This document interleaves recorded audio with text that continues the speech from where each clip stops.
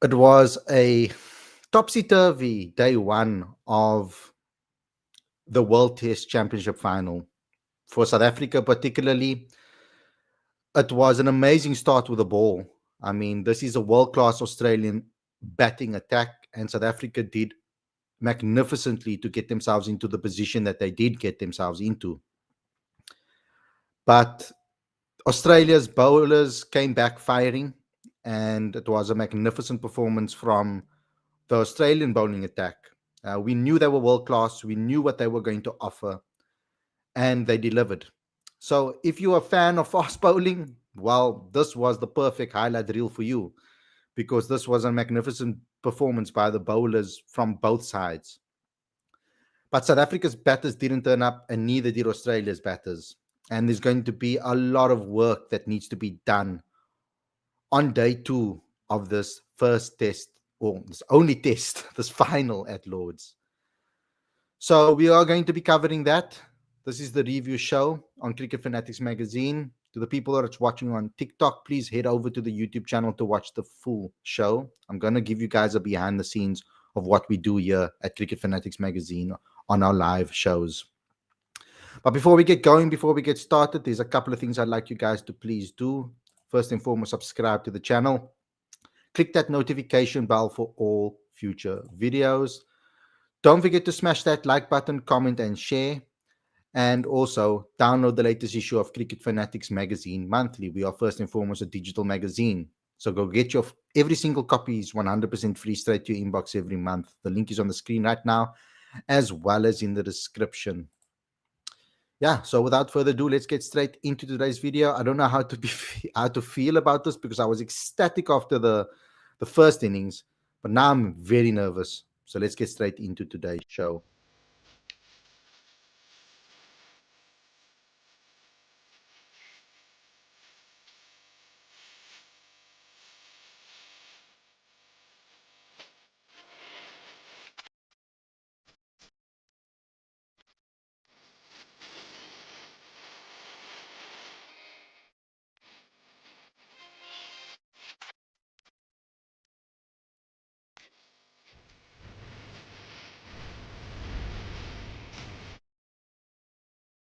Good evening, everybody, and welcome to Cricket Fanatics Magazine. This is your review show. I'm your host, Khalid Moeddin, and this is the show where we talk about everything that happened in the World Test Championship final on day one of this wonderful test match.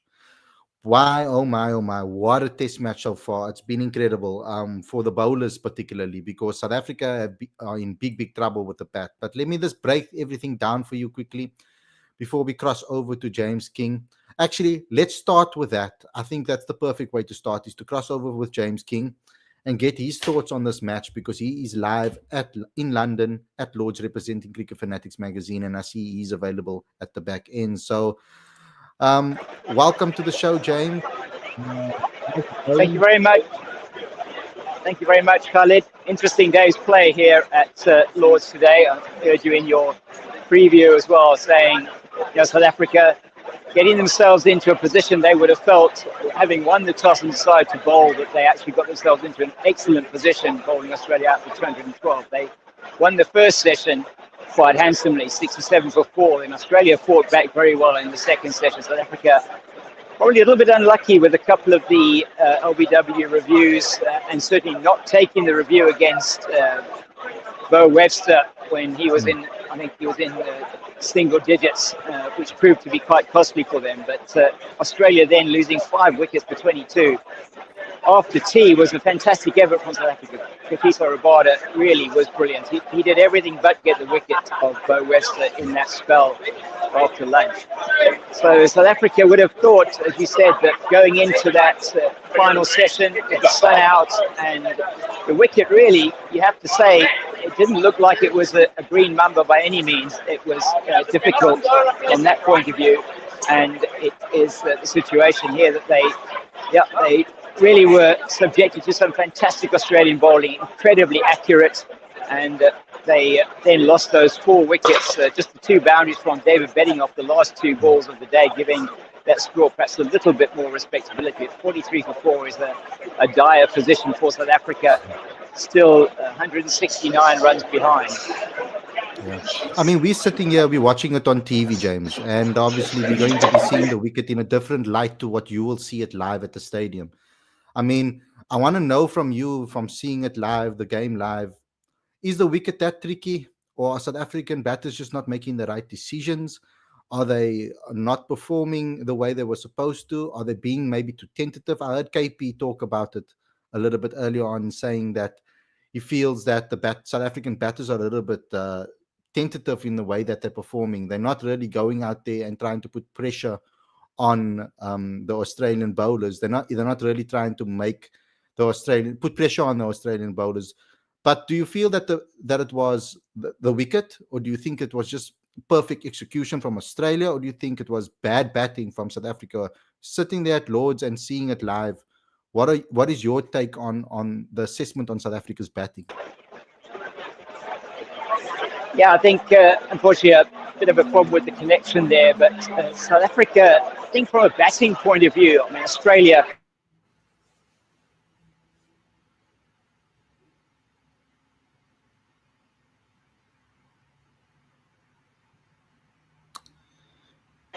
from his body that really, he probably shouldn't have played at that one. Aiden Markram playing on, unfortunately, in that first over. So just felt Vian Moore got himself into a hole. Temba Bavuma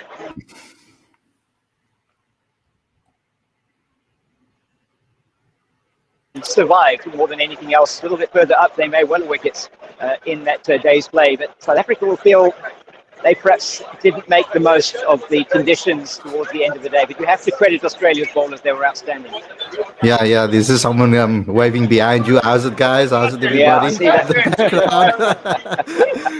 If they want to come say something, they can have a say. If they want to join the live stream.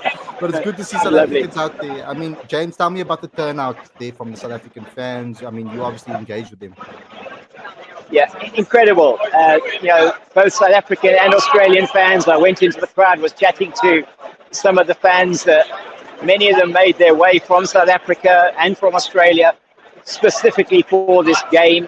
Others that have come, those that are working here. And I think the best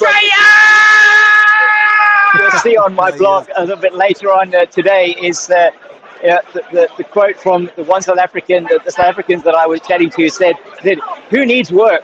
Which was wonderful because they wanted to be here.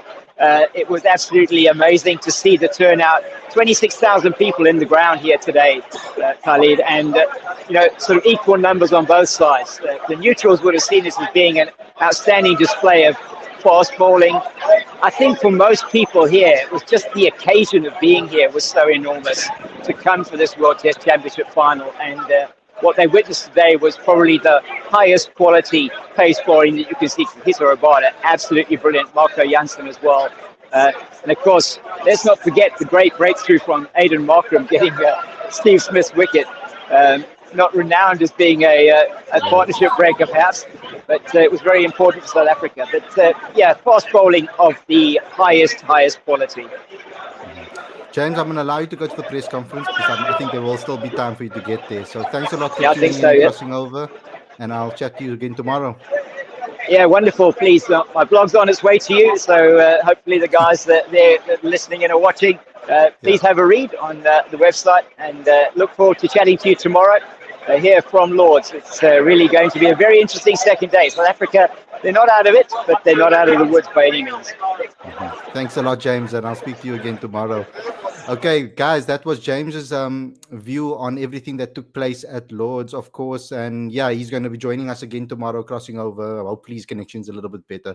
It's funny. People make fun of our connection here in South Africa that we don't have Wi-Fi. The connection there in England is just as bad. But knowing 26,000 people came out to watch this test match, that's amazing. I mean, that's what you want to see. Test match cricket being out there again. People watching test cricket, that gives me so much joy. But okay, so we're going to get into this game. You heard majority of it already. So I don't think I need to go into the scorecard too much for you guys. So I'm going to close that because James gave us quite a nice summary of everything that took place. What I want to talk about is South Africa's approach. When we're going into day two, because I mean, we are now sitting in a crappy position. Really, 4 wickets down, 43 runs on the board. whatever it is. I don't even want to look at the scorecard at the moment. I'm feeling pretty pissed off with the way we performed with the bat. What put pressure on us today is losing both openers so early. That was the thing for me that really put us on the back foot. The experiment of Vian Mulder at 3 just didn't work out at all. He was out of his depth against these world-class bowlers. He had no idea on how he needed to perform here. He had no idea on how to bring his game to this particular match and put a stamp and authority on this match, because we needed him to dig in and really survive ultimately. And Bavuma, I mean, this was the longest he's been at the crease, the most amount of deliveries he's been at the crease being on 0. He took 31 deliveries to get off the mark, and you heard the crowd cheer loudly when he got off the mark and he got to that, he ran that too. But at least he's there. And while Temba Bavuma is still at the crease, there's still hope for South Africa, I feel. Tomorrow's supposed to be a very good batting day. The sun is going to bake on the wicket, apparently, and it's supposed to be a very good day for batting. So I'm hoping that South Africa can really dig in, get themselves out of this hole. The longer the runs stick over, the more nervous Australia will get. So we need to think like that. And I'm so happy that David Bedingham, after surviving that scare, that he got a couple of boundaries under his belt towards the end of his of the day's play.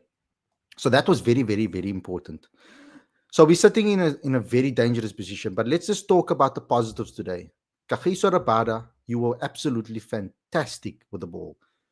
After that whole scandal, I wasn't sure how your mental space would be, how his mental space would be, etc. And he performed marvelously. Absolutely magnificent performance from KG Rabada. He's now gone past Alan Donald as the 4th highest wicket taker for South Africa. And he's taken now 332 wickets. And that Pfeiffer put him on the honours board once again. So brilliant performance from him. I really admired the captaincy from Bavuma with the ball, because at first, Marco Janssen's radar wasn't really that great.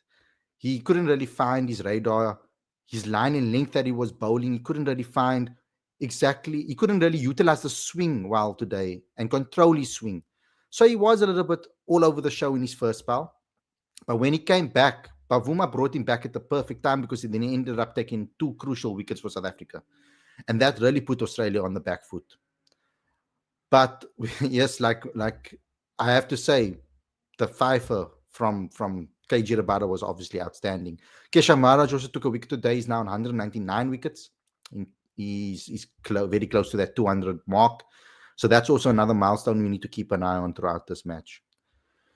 But overall, I think that it was a very good test match.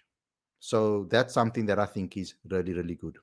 I just want you guys on YouTube to give me 2 seconds as I say bye to the TikTok fans out here. Thanks a lot for joining us, guys. Thanks a lot for the 1,300 likes that you got on this video. Please head over to YouTube. Come leave me your comments in the comment section so that I can answer them, and leave your opinions over there. Thanks a lot for tuning in over here on TikTok, and catch me on YouTube. Cricket Fanatics Magazine on YouTube. Peace out, everyone. Yeah, you guys have me back again. Okay, let's get into it. I think it's time now for me to really get into your live chat and start talking to you guys and see what you guys have had to say. There's a lot of comments coming in over here. So let me start at the top. And I'm going to try and read as many as possible, guys, because that's going to be the bulk of the show. Paul Terry says that effort from Rabada, 5 wickets, is not to be sniffed at. Definitely not, Paul Terry. Seamus Coleman says Rabada bowling snorters on this pitch. Munir says Rabada just below Steyn. KG fire. NY Times Square says now it's a 50-50, I believe, from here on. Yes, 100%. That's where this match situation is currently. It's now a 50-50 match. It can go either way. It all is now riding on that middle order from South Africa. Kyle Verreynne, you have to do a Western Province here. You're going to have to dig in and pull us out of trouble like you always have in the past. You've always pulled the Western Province out of the trouble. You've pulled South Africa out of trouble. We're going to need you 100%. You've dreamt about going to Lords all your life. You've dreamt about playing there. You've always told me this off the record and on the record. It's now your time to live out your dream that you've been dreaming for all your life. So please save us, brother, save us. Munir says again, what is the scared batting? What is the scared batting? Sorry, I'm reading wrong. Yeah, I don't think the game plan with the bat was correct. 100%. Playing so defensively.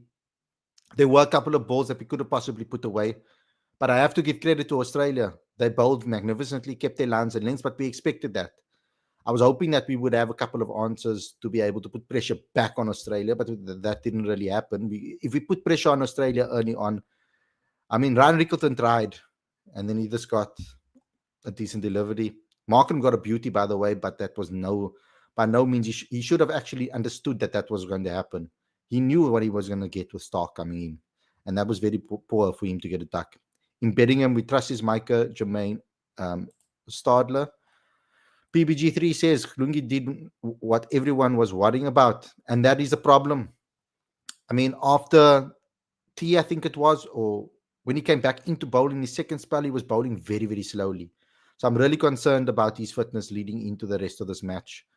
It's a worry because if South Africa don't get into a lead, we're going to be in big trouble with these bowlers.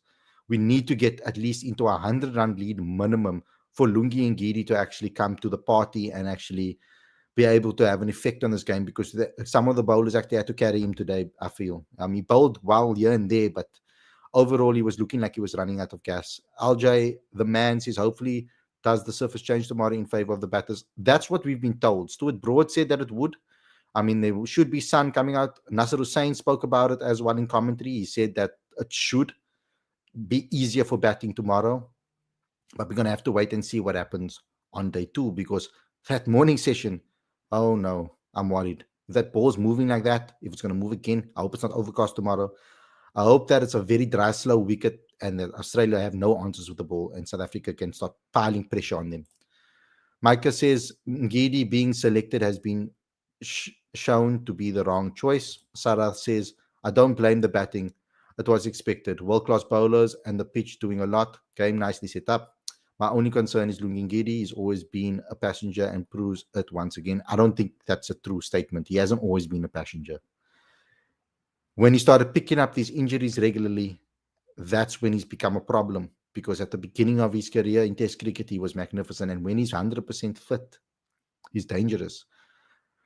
I just hope that something happens to him or he gets a second burst or something that's going to make him at the top of his game in the rest of this Test match. Mulder at 3 was horrendous. I agree. PBG3, what is the weather forecast for tomorrow? A tricky period. Mulder played well to make the ball old. I'm going to do a quick Google search quickly to see Lord's weather tomorrow. Lord's weather tomorrow. Oh, guys. Hey, I don't know. So tomorrow, around about 10:30, it's Thursday, and there's rain predicted. Oh, no. Overcast conditions and rain. This is a problem.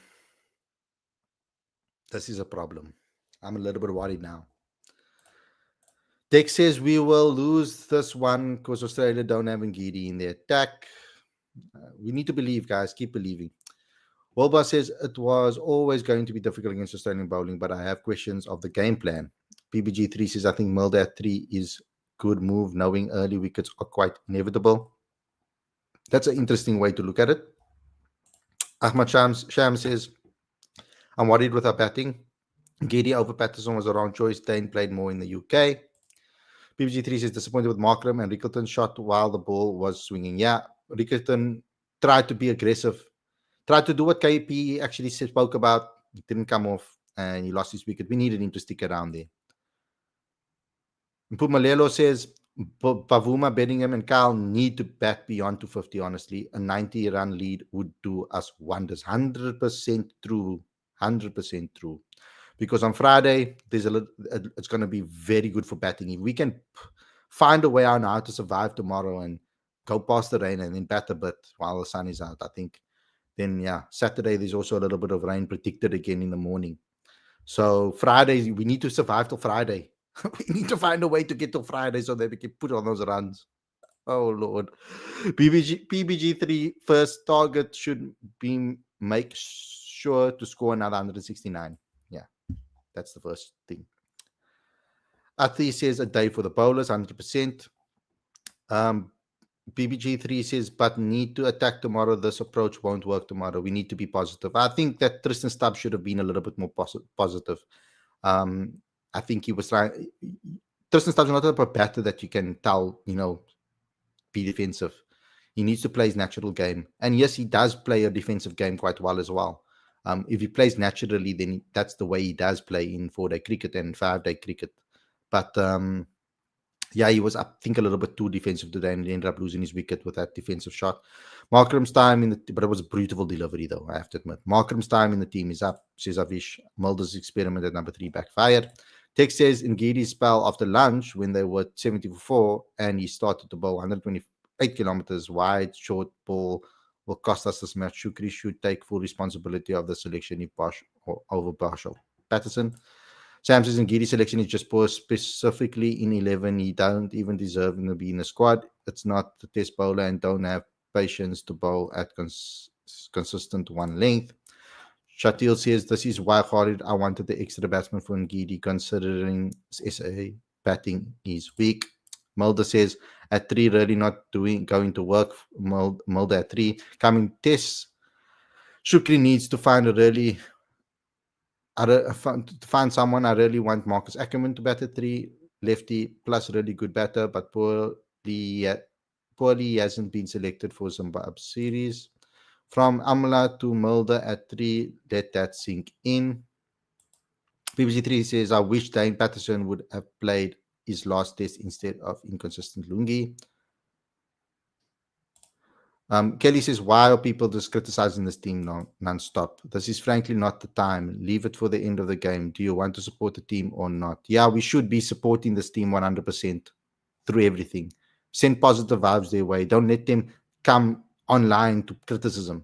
Let's try to give them as much positivity as possible. If you really want this team to do well, then throw positivity their way, and then we can criticize them all we want after the game. Bryce says Ngidi let us down in that middle session, and then the batsman should be praised with this kind of performance, says Talha. Proteas need, Munir says Proteas need a sports psychologist. Anytime there's a big game, they crumble. They have no belief. They have the talent, says Munir. Hussein says we need a huge partnership tomorrow, 100%. Mo says if we can't get the lead of 100 plus, we must forget about winning. Australia won't get anything under 250 in the second innings. Sam says, I don't know why Ngidi getting so much value since I never seen him bowling consistent length and bowling longer, regular 7 8. Okay, let's get off the Lungi Ngidi thing now. Munir says, how many big games have they won in World Cups when they've been 50-50 games? Yeah, we haven't, and I think a sports psychologist will do wonders for South Africa.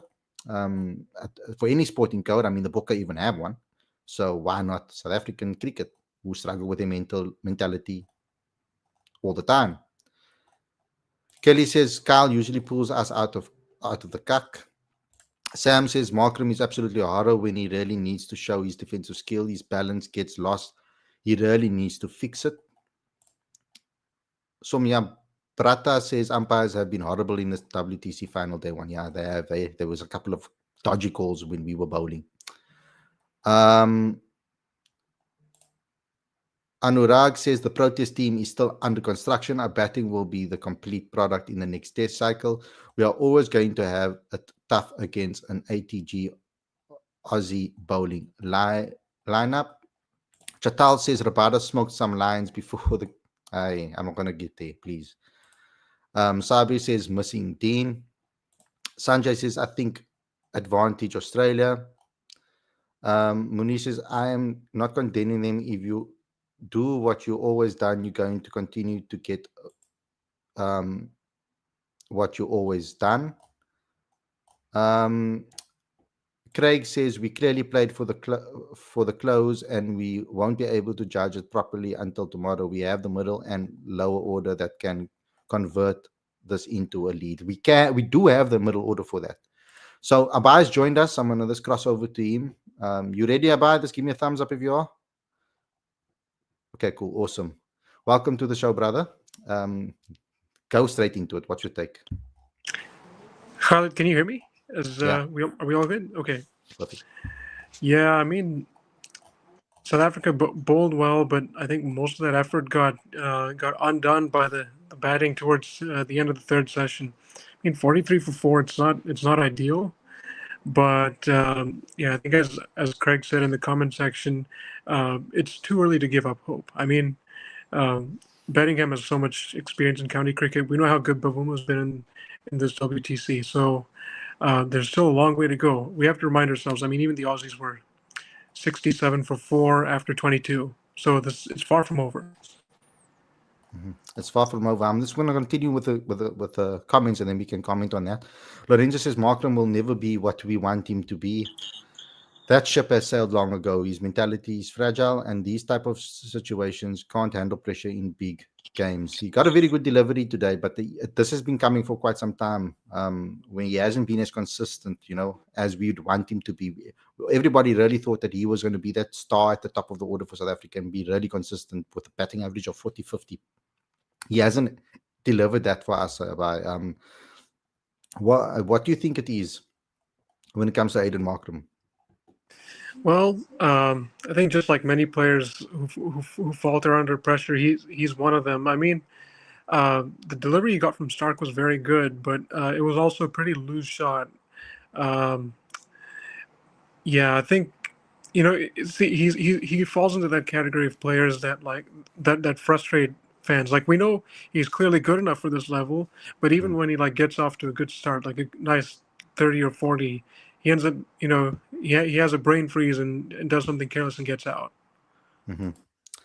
Ikram says, so now the Cape Town boys, Bettingham, Bavuma and Verena just now make the runs for South Africa. They have to. They're going to have to put in like a Western Province like performance here, because they're very good together as a unit, those guys. Particularly like Bettingham and Verena have an amazing friendship and partnership together. They understand each other's game, and usually Carl Verena is the type of guy that digs people out. He bats his best when they're in this type of situations. Yeah, let me just see. Okay, yeah, he bats his best when he's in this type of situations, when he's in a position of struggle. So that's something that I want to stress there. They're going to be so key, but Bavuma, oh my lord, if the pressure was ever going to be on, and he needed to be a savior for South Africa, and wanted to be that symbol for South Africa, tomorrow's the day, isn't it, Abai? Oh yeah, definitely. And we need to remind ourselves that a lot of Bavuma's good innings have come when his team had their backs up against the wall, right? Yeah, I can hear you.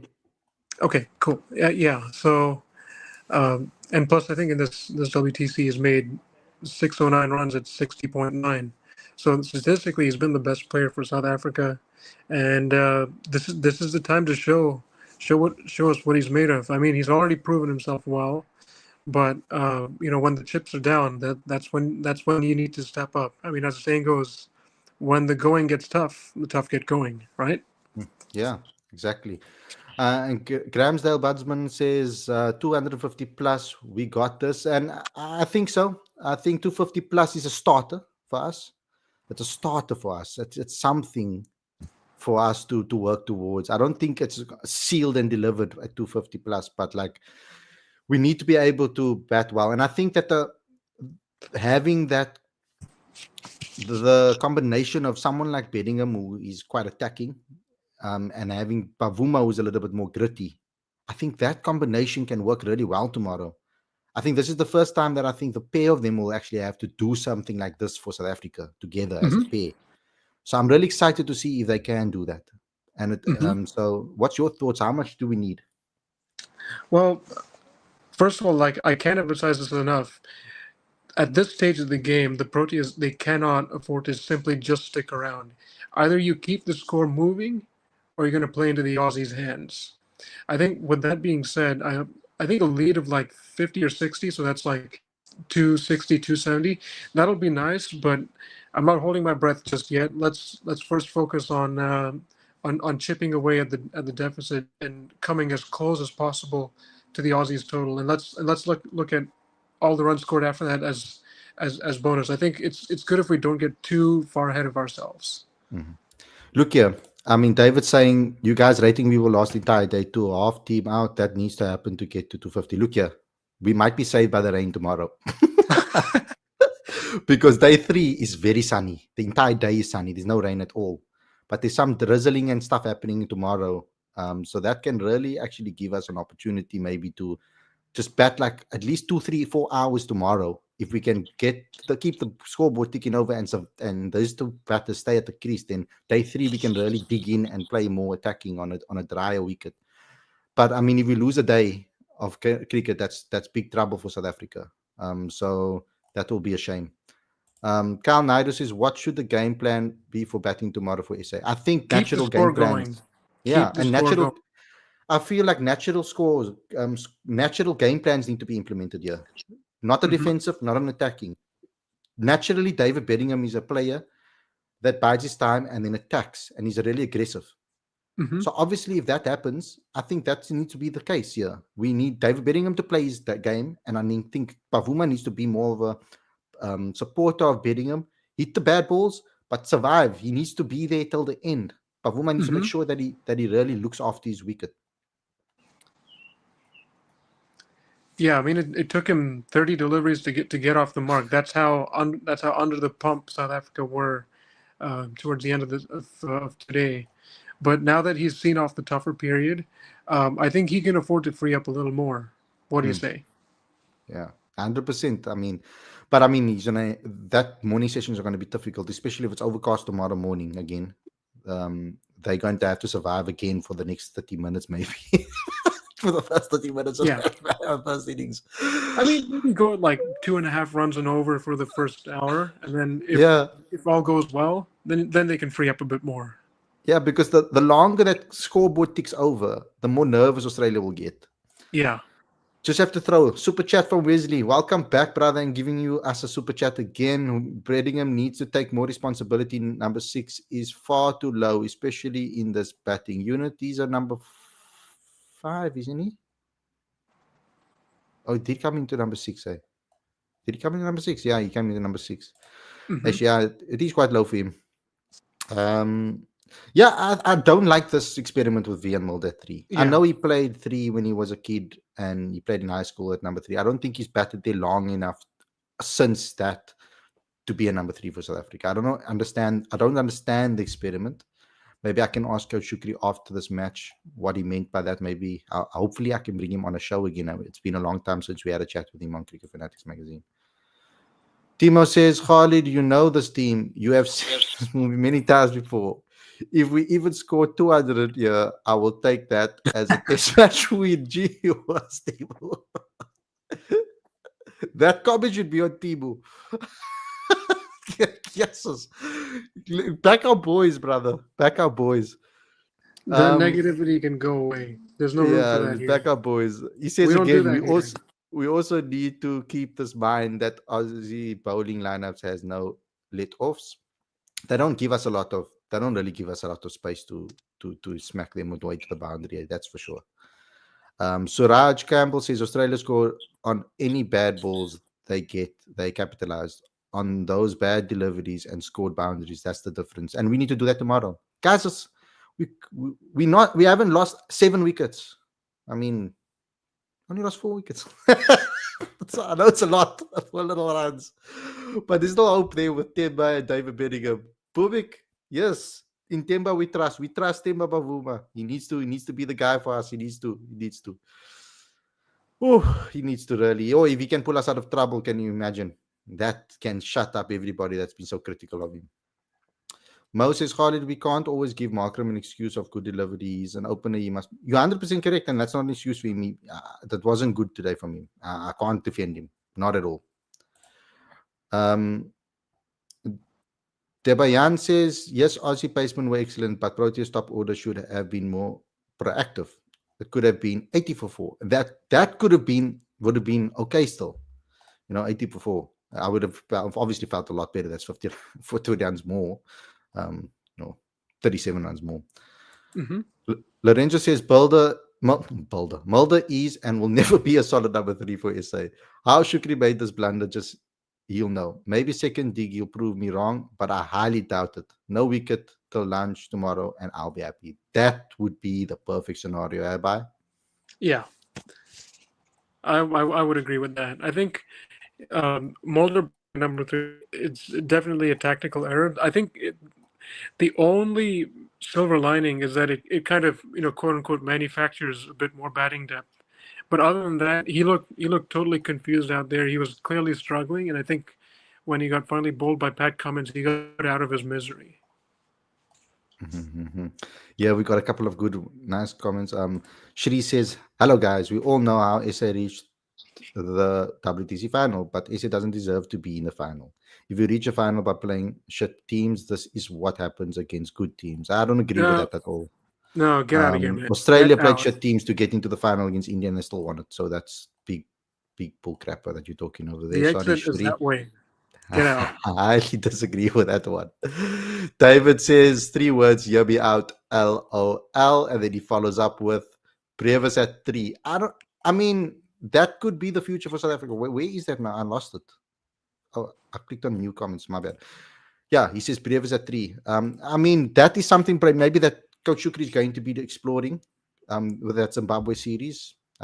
Seeing that Brevis is in that squad. I think Jordan Herman is someone that we need to look at as well for the future. I mean, that's a very talented player that he's been scoring runs for fun in domestic cricket. It's time that he gets some more opportunities, I think. Lorenzo says we completely forgot about the basics today. No strike rotation, no positive intent, body language. Even a solid defense with positive body language will give you a more clear mindset. I don't know. It's 100% true. I back that statement 100% there, because that's what I also felt. We were a little bit too defensive minded. Looked scared, but I don't think they were scared. I just think that was the game plan to try and knock the ball, knock that shine off the ball a bit, but they didn't do that effectively at all. Let's get a couple of more before we say bye to everybody. Peter Liver says, harsh to leave Patterson out for Ngidi. Lungi last played first-class cricket in August 24. Patterson played a couple of games at Lords and picked up 2 fifers in the last few tests against Sri Lanka and Pakistan. It was a little bit of a gamble there, I think, Ayabai, to bring in Ngidi after his fitness issues over the last couple of years. Yeah, I mean, even initially, I didn't agree with this decision. I wanted Ngidi to prove me wrong, but he didn't look that disciplined with the ball today. I mean, granted, he bowled a handful of good deliveries, but he bounced it out with a few too many freebies. I'm hoping he can prove me wrong in the second innings. There still is time. Kelly says we won 7 tests in a row while missing 3 to 6 front-run bowlers at any given time. How many teams are able to do that? Tabayan says Trust SA has silenced all the critics with their magnificent bowling performance today. This was why they are in the WTC final. Lorenzo says, for me, Marcus Ackerman is underrated, seriously underrated. Now that's a number 3. I do think that he needs to be a little bit more consistent over multiple seasons, because he has a great season, then a not so good season, then a great season, then a not so good season. So if he was batting like Jordan Herman, for example, every season he has a good one. I don't think he's had a bad season yet in 4-day cricket. Kelly says we have to remember that this team's test experience is comparatively limited. There is no reason to start naming replacement options. Ayanda says Steve Smith is a class act. Brilliant. I mean, his average at Lords is over 50, so I didn't expect anything less from Steve Smith. Sharaj Campbell says Ryan Rickleton, Jordan Herman, Matthew Britsky, Deva Previs, Tristan Stubbs, Luandre Pretorius. This should be the future batting lineup. Yeah, those players are all going to be knocking down that door 100%. Sumaya Brata says Australia throughout their World Test Championship final to this day have really depended upon their trio bowling attack. Their batting have been fragile like this entire cycle. It's the bowling that has got them here. And the batting actually got us here, to be honest. I would say so. This batting lineup actually got us here. They batted really well, actually, leading up to this this World Test Championship final. I mean, they scored over 500 in a couple of games, actually leading up to this. They just never faced a bowling attack of this caliber, really, that are so consistent, and they can, in these conditions. I mean, these conditions suit Australia's bowling attack to the T. That's also the thing. PBG3 says, I wish too, Ngidi proved me wrong, but he doesn't look fit. Chatel says, how lucky Australia are to have Green and Webster as all-rounders. Abai, your final words going into day 2. Well, I'm hoping to get a chance to watch a little bit of day 2 because I'm going to be out for most of the day. I think, as we covered earlier in our talk, can't get too bogged down. Must take scoring opportunities. The primary focus in the first hour will be just making it through it with minimal risk, and should that go accordingly, there's no reason not to free up. Because if you continue in this fashion, you're only playing more and more into the Aussies' hands. We've seen it so many times over the years, and I mean, even though this batting lineup is relatively inexperienced, there's nothing much to lose. Just get out there yourselves and take advantage of the situation. Okay, guys, thanks a lot for tuning in. Bye. Thank you so much for joining me. Thanks to all the fans out there that joined and gave your comments and your opinions in the live chat. We'll be back again tomorrow with another review show. Hope South Africa can dig in. Hope that they can put on some good, decent runs on the board. Temba, David, our thoughts are with you. Our prayers are with you. Please dig us out of this hole. And Verena and Marco. Thanks a lot, everybody, for watching. I hope you guys enjoyed this episode, and I'll see you again very, very soon. Peace out.